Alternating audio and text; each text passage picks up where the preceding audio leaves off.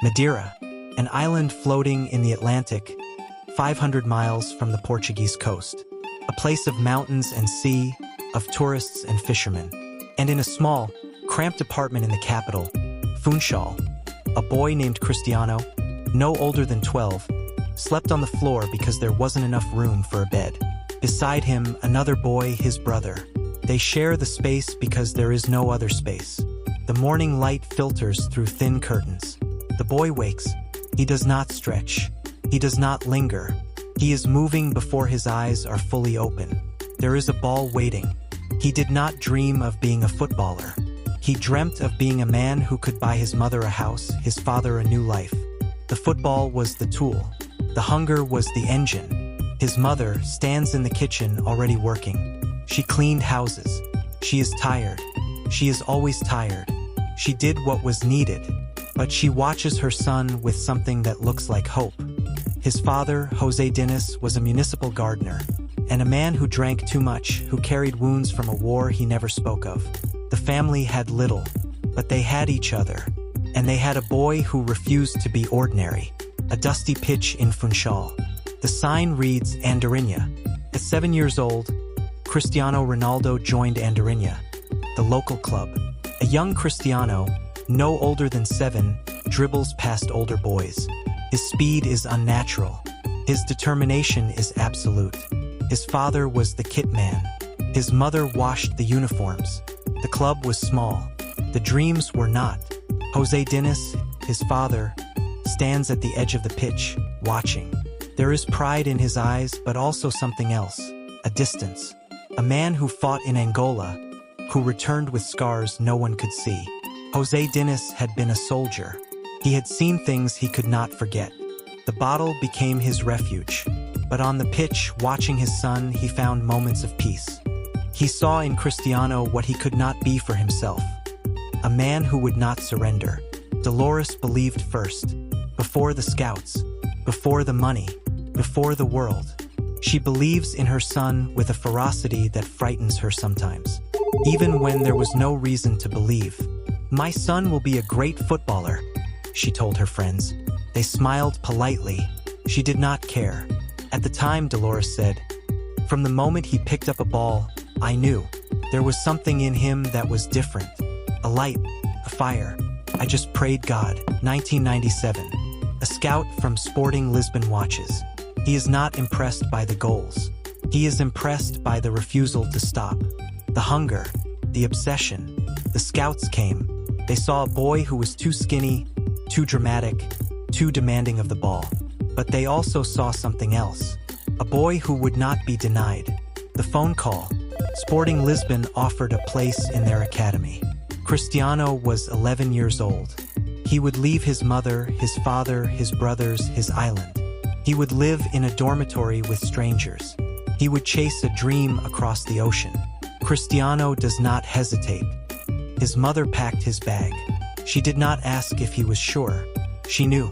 The boy who slept on the floor was ready to sleep anywhere if it meant he could run. In Lisbon, the Sporting Academy. A cold dormitory. Boys from all over Portugal, all over the world. Cristiano is the smallest, the skinniest. The other boys teased him. His accent was wrong. They call him Madeira. They say he belongs on an island, not in Lisbon. His clothes were cheap. He cried at night, alone in his bed, missing the sound of his mother's voice.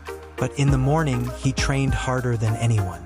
There was a coach who saw past the accent, past the cheap clothes, past the loneliness. His name was Lionel Mess. He took the boy under his wing. He taught him that talent without discipline was nothing. He made him stay after training hour after hour until his technique was perfect. Cristiano on the training ground, alone, a ball, a goal. He practices free kicks until his feet bleed. He practices dribbling until his legs give out. He does not stop. The boy from Madeira did not just train. He built himself, piece by piece, skill by skill. Where others were talented, he was relentless. Where others rested, he worked. The boy who had nothing decided he would become everything. A doctor's office in Lisbon. Cristiano, 15 years old, sits on a table. His face is young, but his eyes are older. The doctor delivers news that could end everything. Cristiano was diagnosed with a racing heart, tachycardia. The condition could end his career before it began. He needed surgery. He was afraid. His mother came. She held his hand. She told him he would be fine. She told him God had a plan. The surgery was brief. The recovery was swift. And the boy who nearly lost everything came back with something to prove. The heart that nearly failed him became his engine. He trained harder. He ran faster. He would not be stopped. Not by doctors. Not by doubters. Not by anyone. Sporting CP's first team. Cristiano, 16, trains with men. He is still skinny, still young, but something has changed. He made his debut for Sporting's first team. He was the youngest player in the club's history to play for the senior squad. The records would keep falling. August 2003, a friendly match that would change everything. Sporting Lisbon against Manchester United. A new stadium, the Estadio José Alvalade. Cristiano Ronaldo, 18 years old, ran at the English champions like they were children. He dribbled, he passed, he scored, and on the sidelines, Sir Alex Ferguson watched.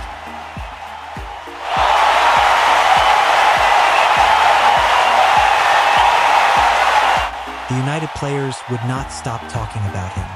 Sign him, they said. Sign him now. Sir Alex Ferguson needed no convincing. He had seen the future, and the future wore number 28. Manchester, 2003. A young Cristiano arrives at Old Trafford. He is 18 years old. He does not speak English. He has never lived outside Portugal.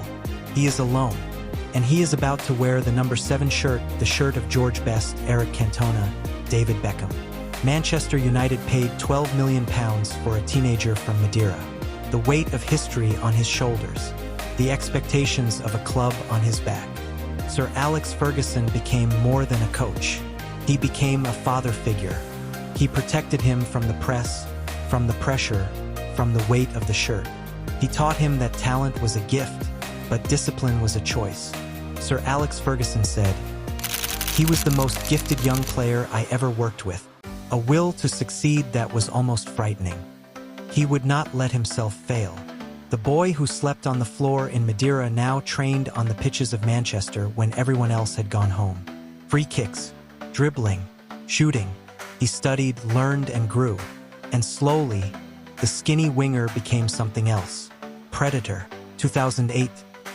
Moscow, the Champions League final.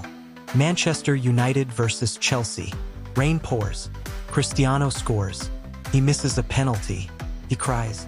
But United wins. He lifts the trophy. Champions League winner. Premier League champion. Ballon d'Or winner. The boy from Madeira had conquered England. He had become the best in the world. But he was not satisfied. Cristiano in his apartment, alone, looking at his medals. They are not enough. He wants more. He needs more. The hunger that drove him from Madeira now drives him to Spain. Manchester had given him everything. But Cristiano Ronaldo had always dreamed of something else. Real Madrid, the white shirt, the biggest stage in the world. 2009. The transfer, £80 million, the most expensive player in history. He is 24 years old. The boy who slept on the floor now stood in the Santiago Bernabeu, 80,000 people calling his name. He had arrived, but he was not finished. At Real Madrid, Cristiano Ronaldo became something the game had never seen. 311 goals in 292 games. For Champions Leagues, 2 La Liga titles. For Ballon d'Ors, he was not just the best.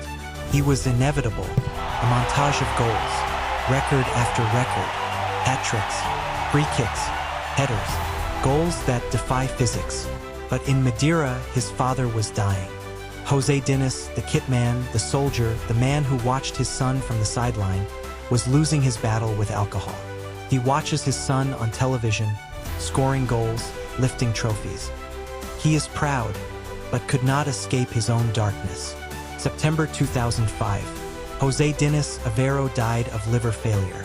He was 52 years old. He never saw his son become the best in the world. He never saw the Ballon d'Or, the Champions Leagues, the legend. Cristiano returned to Manchester, played the next match, and scored. He dedicated it to his father. He would never stop dedicating his goals to him. 2016, the European Championship final in France. Cristiano was carried off in tears, his knee destroyed. But he did not leave. He stood on the sideline, screaming, directing, willing his team to victory. Coach, captain, leader. Portugal won. He had won his country its first major trophy. His father was not there to see it, but his mother was. Dolores watched. She believed when no one else did. She had washed the uniforms, cooked the meals, held his hand. Now she watched her son lift the trophy his father never saw. The years passed. The clubs changed. Juventus, Manchester United again, Al Nassr in Saudi Arabia. But the goals did not stop. 900 career goals, the most in football history. The boy who had nothing became the man who had everything. Cristiano stands alone on a pitch, looking up at the sky. A moment of silence. He is thinking of his father. He is always thinking of his father. But ask him what drives him, and he will tell you the same thing. His father never saw him become the best. He never saw the trophies, the records, the legacy. And so Cristiano plays for both of them. Every goal, every trophy, every record. It is for José Dinis. Cristiano Ronaldo said, "My father was my inspiration. He taught me the value of hard work. He didn't see me become what I am, but I know he is proud, and I will never stop making him proud." In Madeira, the airport is named after him. Cristiano Ronaldo Airport. A statue stands outside, but in the terminal there is a smaller plaque. It honors José Dinis Aveiro, the kit man, the father, the man who gave everything so his son could have something. His mother lives in the house he bought her. She has seen it all. The goals, the trophies. She looks at photographs, Cristiano as a baby, as a boy in the Andorinha kit, as a man lifting the World Cup of European football. The man her son became. She believed first, and she was right. She smiles. Flashback. The boy who slept on the floor in Madeira became the man who conquered the world. He did it with his feet, his head, his heart. But he did it also with the people who held him when he fell. His mother, his father, the coaches who saw him, the man who gave him a chance. Cristiano scores. His trademark celebration. The jump, the turn, the roar. But in this moment, the roar is for his father. For the man who never saw it. For the boy who never stopped running. He scores. He jumps. He roars. And somewhere, in the silence of a stadium that holds 80,000, there is a man watching. José Dinis, the kit man, the soldier, the father. He is not there, but he is everywhere. In football, we celebrate the star. But this story shows us it's the family in the shadows who build the player. This has been Career Footsteps. Subscribe for more journeys.